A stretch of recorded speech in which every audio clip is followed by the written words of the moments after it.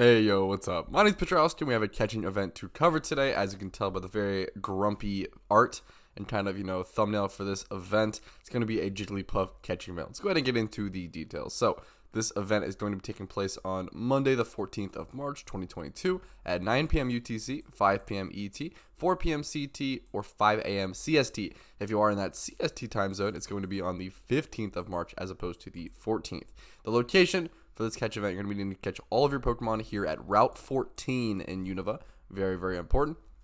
You're going to have 1 hour to catch as many Jigglypuff, Altaria, Tropius, Mienshao, and Golduck. A lot of catchable Pokemon for this event, but 1 hour to catch all of those Pokemon, and then 10 minutes after that hour is up to submit one of those Pokemon as your entry to a staff member. We'll cover that more in detail in a second.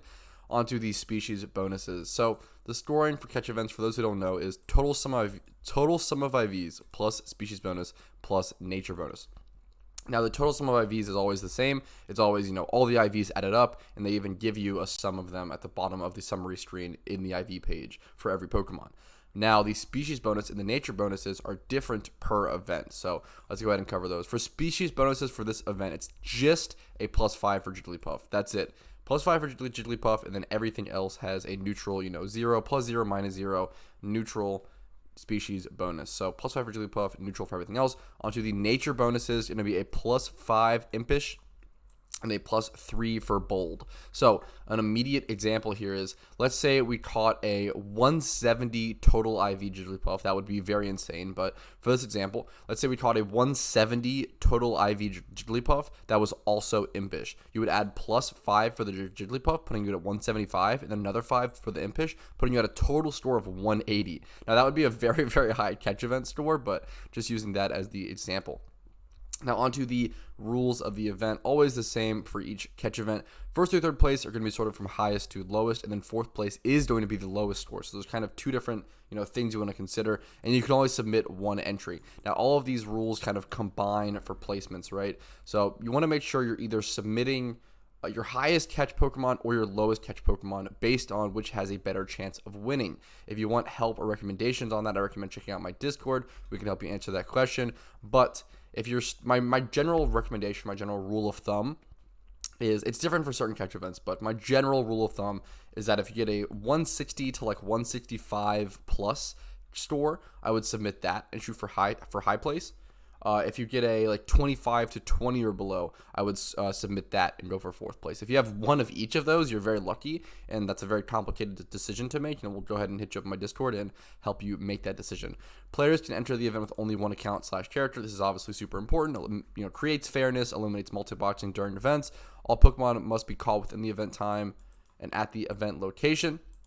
Really important catch event rule. The whole point is to catch Pokemon in that 1 hour in that same spot. All Pokemon must remain unchanged, untrained, and unevolved. I always recommend to leave all of your Pokemon in the PC until after the event is over, and then pull them out. Label them, pull them out. Makes it a lot easier so you don't accidentally do any of that. You don't accidentally gain any EVs or XP on these Pokemon. Evolved or unevolved forms of the listed Pokemon will not be accepted as valid entry.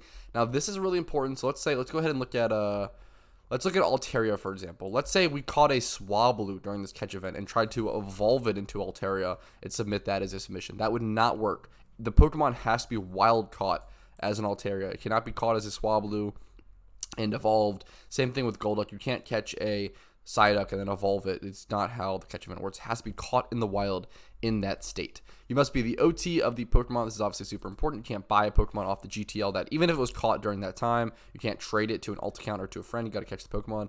You must link your entry to any participating staff member via Whisper to submit it. So this is obviously really important. Staff members for this event are going to be Techno Vortex, Deus Bruno, and Cosmo. Thank you to those guys for hosting. And in the event of a tie, the winner will be determined by earliest catch. This actually comes into play a ton. So super, super important rule.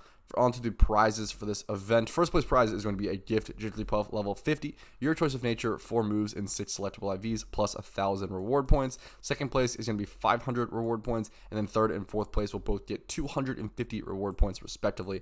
That covers all the details for the Jigglypuff catching event. Hope you guys enjoyed this video. If it was helpful, you guys scheduled something on your calendars because of it, make sure to hit that like button and subscribe for future PokeMMO catch events and all sorts of events, details, news, anything regarding PokeMMO Guides.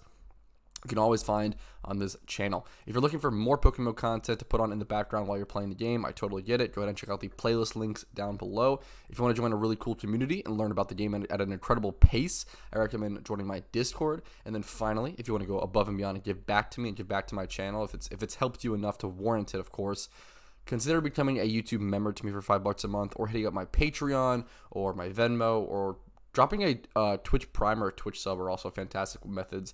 If you have an Amazon Prime account or an Amazon Prime membership, you can actually support me for free on Twitch by dropping me your Twitch Prime. So thank you all so much for watching. Really appreciate it. Hope you have a great day. I'll see you guys later.